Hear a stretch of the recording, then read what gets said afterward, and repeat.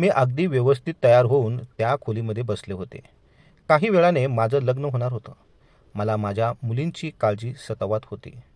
तसं तर मी घरून येताना मी माझ्या मुलींसाठी जेवण बनवून आणले होते.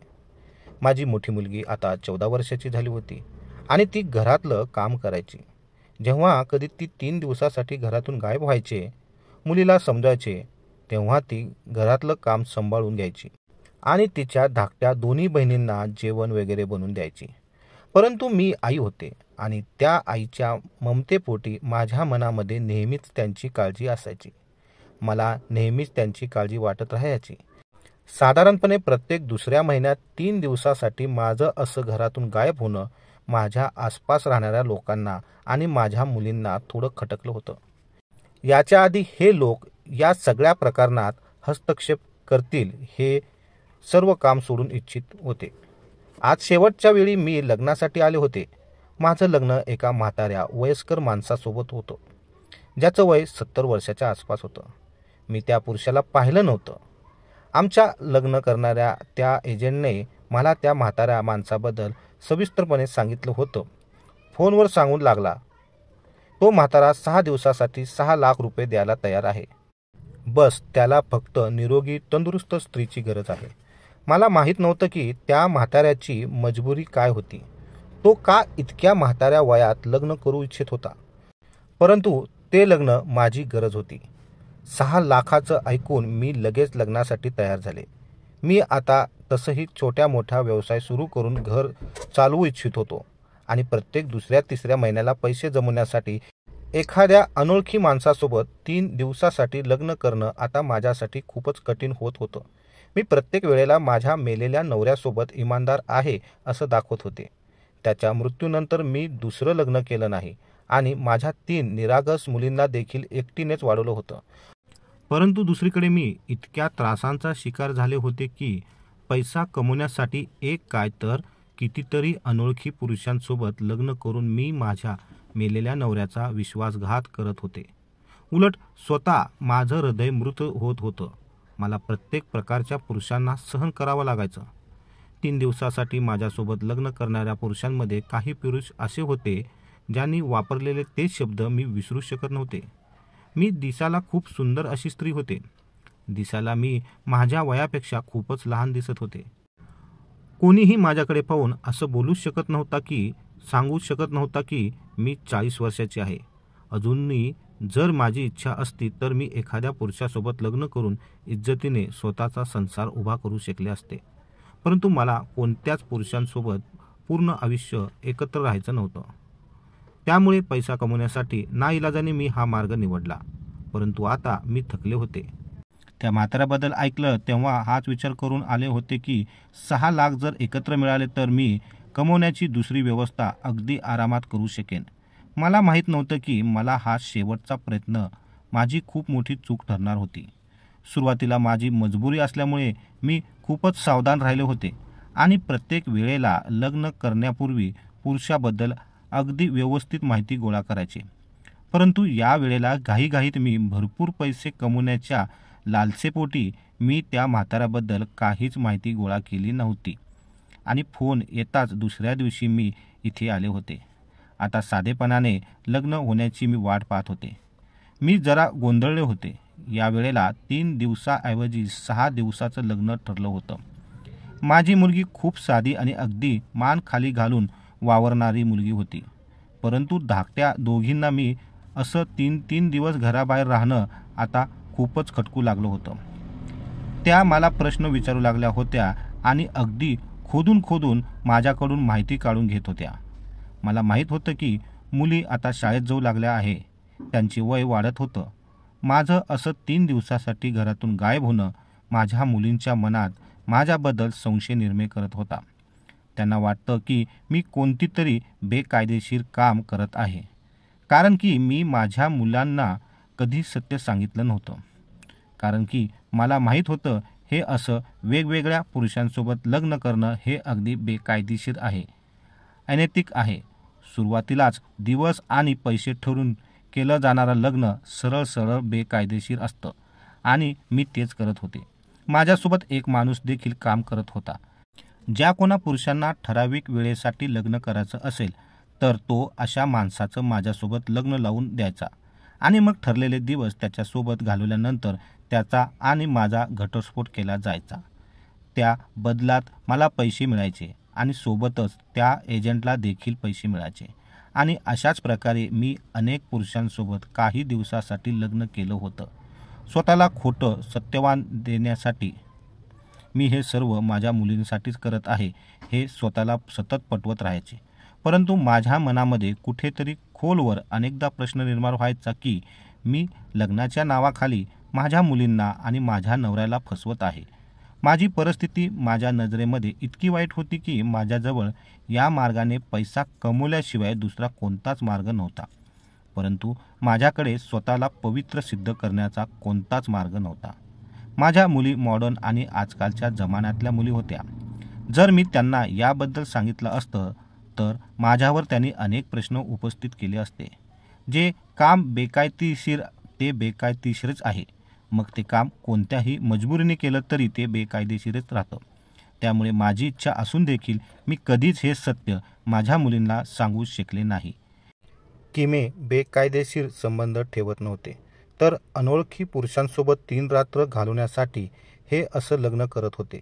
दुसऱ्या शब्दात सांगायचं झालं तर हा देखील एक वेश्या व्यवसाय होता आणि हेच कारण मला माझं तोंड बंद ठेवण्यासाठी पुरेसं होतं. खरं तर मी माझ्या मुलींच्या डोळ्यामध्ये माझ्याबद्दल संशय पाहिला होता. खरं तर त्यांना त्यांची आई खूप विचित्र वाटायची. मी माझ्या टेन्शनमध्ये हरवून बसले होते.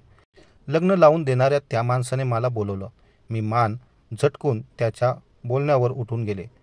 लग्न झालं तेव्हा करारानुसार 6 लाख रुपये मिळाले. मी लग्न होताच एक दीर्घ श्वास घेतला.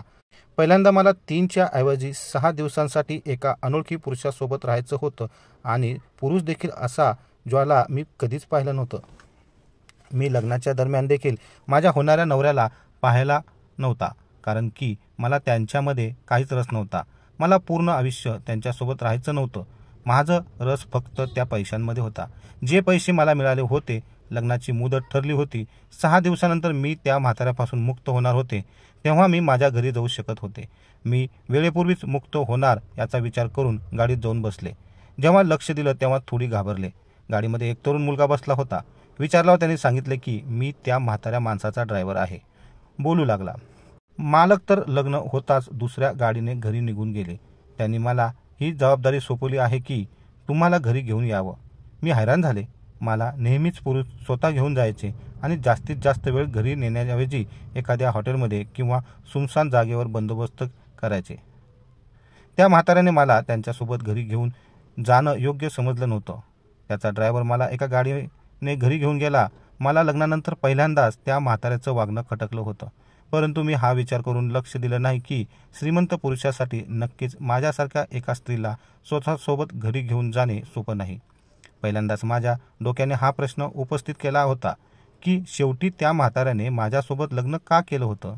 जर त्याला इतर पुरुषांसारखं वेळ घालवायचा होता आणि मजा करायची होती तर नक्कीच तो मला कुठल्या तरी हॉटेलमध्ये घेऊन गेला असता आणि काही दिवस घालवल्यानंतर सोडून निघून गेला असता. परंतु त्याच्या ड्रायव्हरने मला अगदी आदराने घरी पोहोचवलं. मी त्या आलिशान घरामध्ये दाखल झाले तेव्हा अजून एक नोकराने मला रस्ता दाखवला आणि एका खोलीपर्यंत पोहोचवलं. मी प्रत्येक दुसऱ्या पावलावर हैराण होत होते. मला इथले नोकर अशी वागणूक देत होते जणू काय मी या घराची मालकीण आहे. मला हे सर्व काहीच समजत नव्हतं.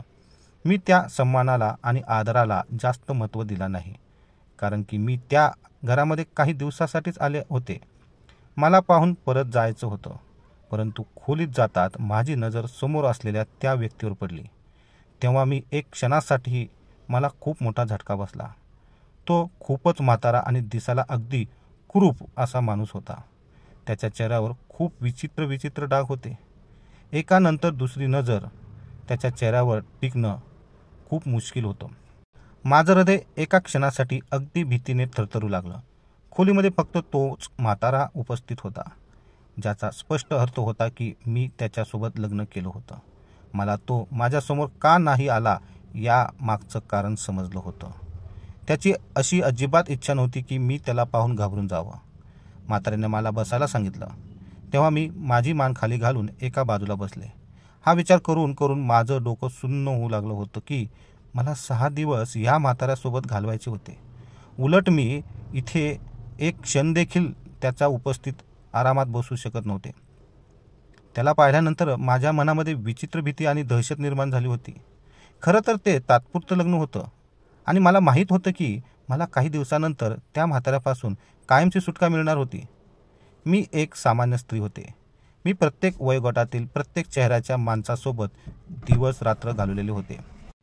परंतु त्या म्हाताऱ्याच्या चेहऱ्यावर विचित्रच खुणा होत्या, ज्यामुळे तो खूपच भीतीदायक दिसत होता. जो कुणी तिला पाहेल तो अगदीच घाबरून जाणार होता.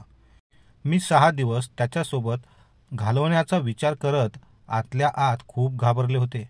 मला माहीत नव्हतं की मी किती मोठी चूक केली होती आणि माझी काय अवस्था होणार होती. जर मला थोडी देखील कल्पना असली तर कदाचित मी या घरात येण्याआधीच पळून गेले असते. तो म्हातारा माणूस माझ्यासोबत गप्पा मारू लागला की मी खूपच नियम पाळणारा माणूस आहे. मी माझ्या इच्छेविरुद्ध कोणतंच काम सहन करू शकत नाही. मी कोणताच नकार सहन करू शकतो, बोलू लागला. जर माझ्या एखाद्या गोष्टीला कोणी नकार दिला तर मी त्याला अगदी कडक शिक्षा देतो. मी अजिबात दयामाया दाखवत नाही. त्यामुळे मी तुला पहिल्याच दिवशी हे सर्व सांगत आहे की मी तुला जसं सांगेल तुला तसं राहावं लागेल. मला नकार देण्याची चूक अजिबात करू नकोस. त्या म्हाताऱ्या माणसाच्या बोलण्यामुळे मला खूपच टेन्शन आलं.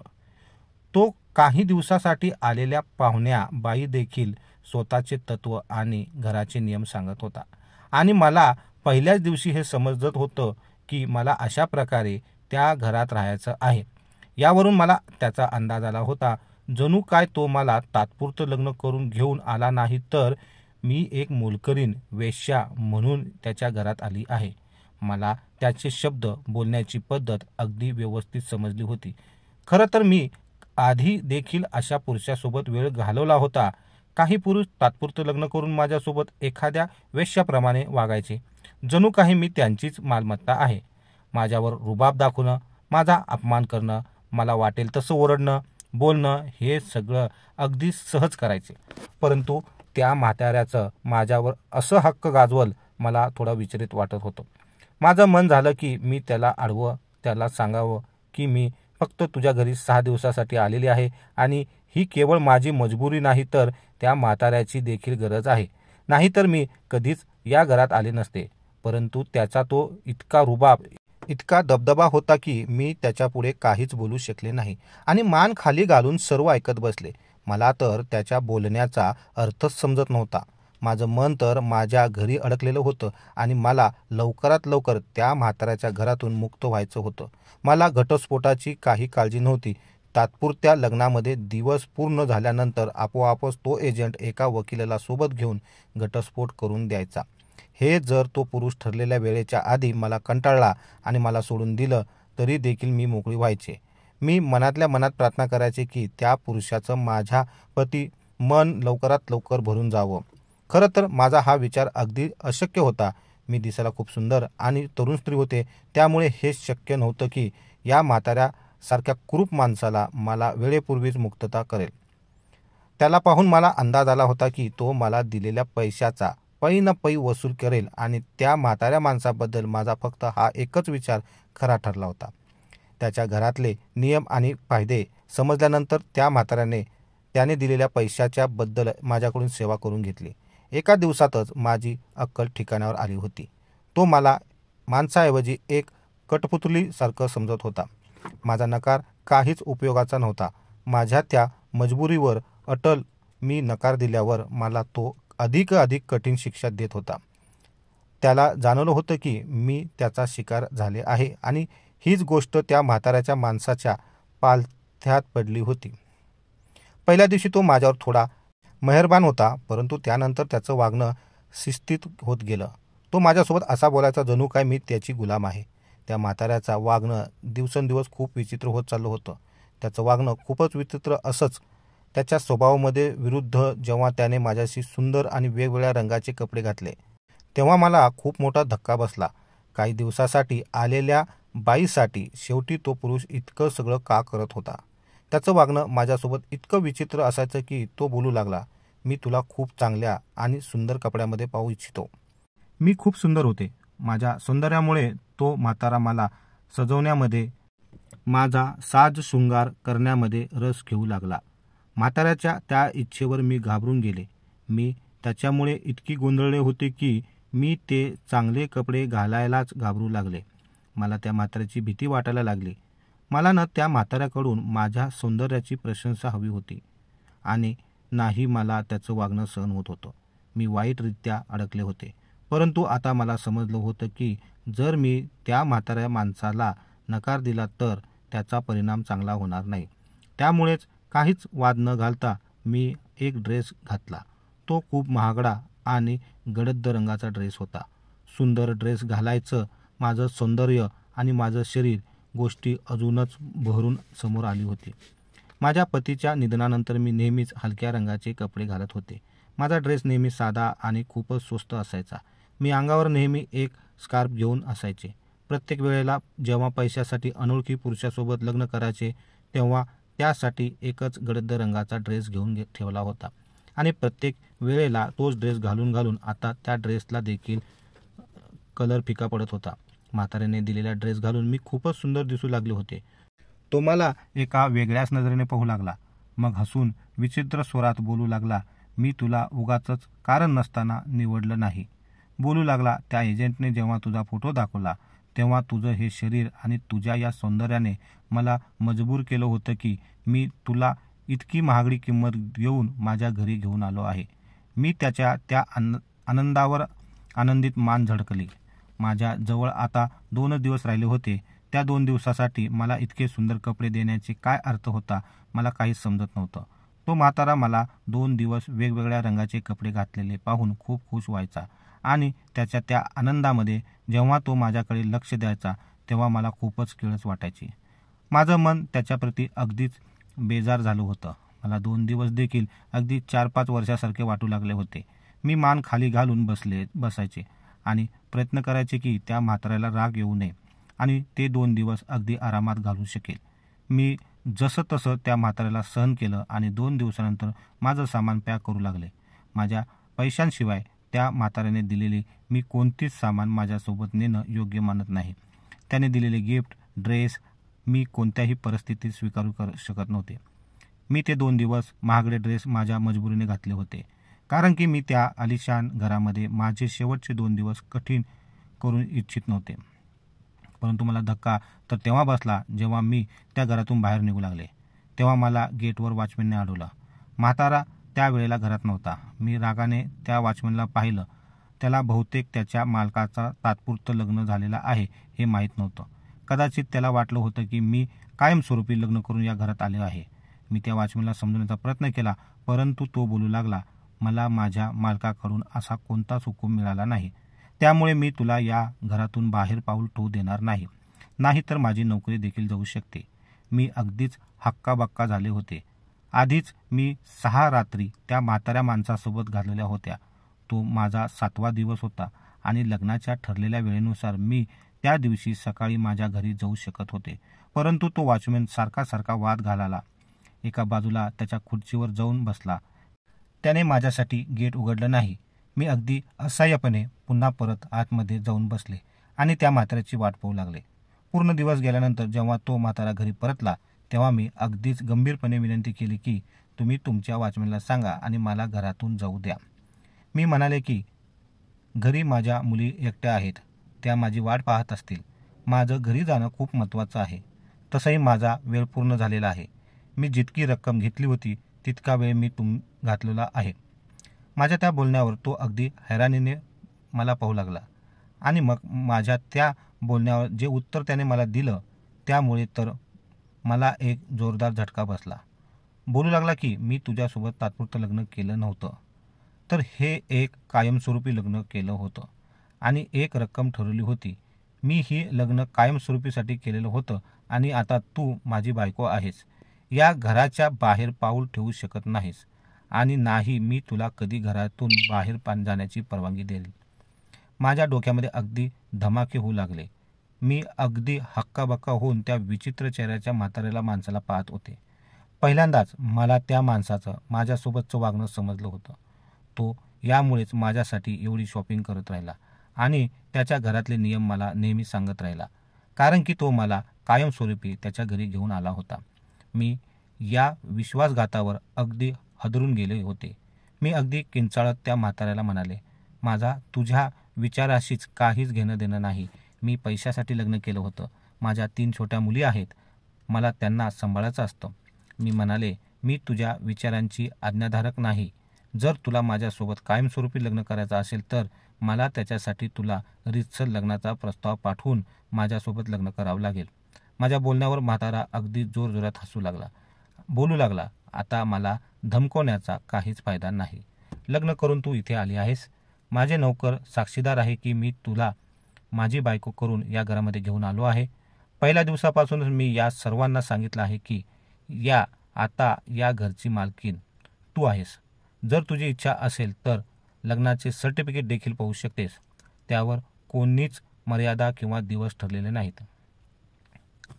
तो बोलू लागला की तुझी चूक आहे की तू बेफिकीरपणे डोळे बंद करून त्या एजंटवर विश्वास ठेवला, ज्याने आपलं लग्न लावून दिलं आहे. कारण की मी त्याला याआधी अगदी स्पष्ट शब्दात सांगितलं होतं की मला माझ्या म्हातारपणासाठी आधार म्हणून एक निरोगी, तंदुरुस्त आणि तरुण बायको पाहिजे आणि त्यासाठी मी वाटेल ती रक्कम द्यायला तयार आहे आणि ती रक्कम मी त्या एजंटला दिली आहे. म्हाताऱ्याच्या या बोलण्यावर माझ्या कानात जणू काही कोणी शीश ओतत आहे असं मला वाटू लागलं. मी 2 पुरुषांच्या हातातून मूर्ख झाले होते. मी ओरडत राहिले, किंचाळत राहिले. मला आता माझ्या मुलीची काळजी सतवत होती. माहीत नाही माझ्याशिवाय त्यांनी ते 6 दिवस कसे घालवले होते. तसे शेजारचे लोक चांगले होते, परंतु मी माझ्या मुलींच्या बाबतीत कोणावरही विश्वास ठेवू शकत नव्हते. मी रडत रडत माझी केस ओढू लागले. माझ्या त्या वागण्यावर मला पश्चाताप होऊ लागला. तात्पुरत्या लग्नाच्या नावाखाली मी प्रत्येक वेळेला घरातून गायब व्हायचे आणि प्रत्येक वेळेला मी अशा प्रकारे भीतीची शिकार व्हायचे की माहीत नाही घरी परत गेल्यानंतर माझ्या मुली मला कोणत्या परिस्थितीत सापडतील. प्रत्येक वेळेला माझ्या असहायतेवर आणि प्रार्थनेवर देवाने माझ्या मुलीचे रक्षण केले होते. परंतु त्यातून धडा शिकण्याऐवजी मी प्रत्येक पुढच्या वेळेला जो पुरुष मला जास्त पैशाची ऑफर करायचा, मी त्याच्यासोबत लग्न करून निघून जायचे. या वेळेला देखील मी पश्चाताप करण्याऐवजी किंवा धड्या घेण्याऐवजी शेवटचं ते लग्न करण्याचं ठरवलं होतं. परंतु कदाचित आता मी पकडले गेले होते. म्हातारा काहीच ऐकायला तयार नव्हता. मी त्याची विनंती करत राहिले तरी खूप मुश्किलीने तो फक्त इतक्यासाठी तयार झाला. बोलू लागला, मला घरामध्ये जास्त आरडाओरडा पसंत नाही. जर तुझी इच्छा असेल तर तू तुझ्या मुलींना या घरामध्ये आणू शकतेस, परंतु त्यांना आधीपासूनच समजून सांग की त्यांनी माझ्या डोळ्यासमोर कधीच यायचं नाही आणि एका खोलीत शांतपणे राहायचं. मी तुला महिन्याला इतका खर्च देत जाईल की त्यातून तू तुझ्या मुलींना चांगलं आयुष्य देऊ शकेल, परंतु यापेक्षा मी जास्त काही करू शकत नाही. मी माझ्या मुलींना त्या म्हाताऱ्याच्या घरात कधीही आणू इच्छित नव्हते. मी अगदी असह्यपणे किंचाळत राहिले, त्याला धमकावत राहिले, परंतु त्यावर काहीच परिणाम झाला नाही. ते प्रकरण असं होतं की मी पोलिसाची मदत देखील घेऊ शकत नव्हते. जर मी कशाही प्रकारे त्या म्हाताऱ्याच्या घरातून पळून गेले असते तरी देखील मी मदतीसाठी कोणालाच बोलवू शकत नव्हते, कारण की हे असं तात्पुरतं लग्न बेकायदेशीर होतं. हे असं बाहेरच्या देशांमध्ये चालत असेल, परंतु आपल्या देशामध्ये हे अगदीच अमान्य आहे. लोकांना याबद्दल काहीच माहिती नाही. मला इतर कोणत्याबद्दल माहीत नव्हतं, परंतु मी त्या एजंटसोबत मिळून हे असं तात्पुरतं लग्न करायचे. जर मी त्याचं नाव पोलिसांसमोर आणलं असतं तर त्या म्हाताऱ्याऐवजी माझ्यावरच केस झाली असती आणि म्हाताऱ्याला देखील हे सर्व काही माहीत होतं. त्यामुळे तो अगदी बिनधास्त होता. त्याला पुरेपूर कल्पना होती की मी एखाद्या पिंजऱ्यात अडकलेल्या पक्ष्याप्रमाणे फक्त फडफड राहू शकते, त्याशिवाय दुसरं काही करू शकत नाही. मी माझ्या मुलींना या दलदलीमध्ये आणू इच्छित नव्हते. त्या म्हाताऱ्याला स्वीकारणं माझ्यासाठी खूपच कठीण होतं. तो माझ्यावर जबरदस्तीने आता अधिकार गाजू लागला. मी खोलीमध्ये कैद होऊन राहिले होते. मागचे 6 दिवस मी त्याला फक्त यासाठी सहन केलं होतं की मला वाटलं की सुटका मिळाल्यानंतर मी पूर्णपणे आयुष्य मागे वळून त्याला कधीच पाहणार नाही. तो मला इतक्या खेळण्याप्रमाणे वापरू लागला आणि मी शांतपणे त्याची गुलाम होत राहिले. विचार केला की काही दिवसाचा त्रास आहे. मला माहीत नव्हतं की त्या म्हाताऱ्या माणसाने मला कायमस्वरूपी त्याच्या घरामध्ये कैद केलं आहे. काही दिवस मी माझा राग, माझा तिरस्कार व्यक्त करत राहिले. माझ्या घरी जाण्याचा हट्ट करत राहिले. परंतु त्या म्हाताऱ्याचे कान जणू काही बंदच झाले होते.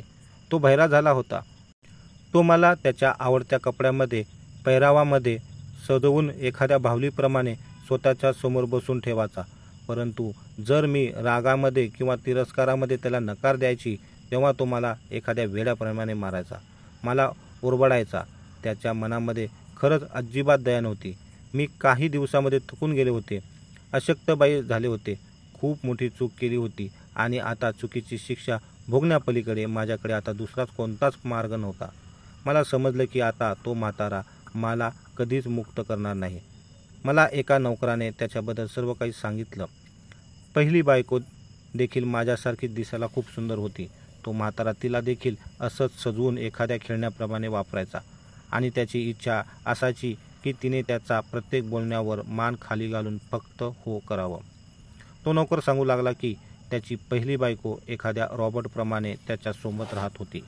तिला 2 मुलं झाली आणि याच जेलमध्ये त्याचा अत्याचार सहन करत करत तिचा मृत्यू झाला.